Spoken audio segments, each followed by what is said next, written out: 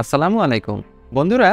Lionel Messi এবং Barcelona যে এক সূত্রে গাঁথা, সেটা পিএসজিতে মেসির 2 সিজন কাটিয়ে ফেলার পরেও মেসির বার্সায় ফিরে আসা নিয়ে এত রিউমার যখন আলোচনায়, তখনই বোঝা যায়।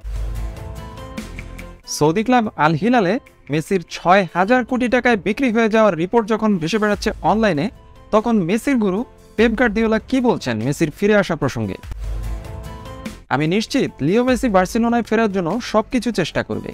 ইএসপিএন স্পোর্টস সেন্টারকে দেওয়া সাক্ষাৎকারে পেপ গার্দিওলা আরও বলেন, আমি নিশ্চিত হুয়ান লাপোর্তা এটি ঘটানোর চেষ্টা করবে এবং মেসিও একই রকম।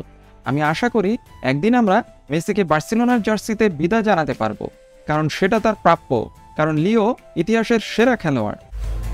গার্দিওলা আরও বলেন, আমি বার্সেলোনার একজন সোশিও এবং মাঠে আমার নিজের আসন আছে এবং আমি আশা করি এমন দিন আসবে যখন লিও তার প্রাপ্য মতো তার বিদায় উপভোগ করতে পারবে।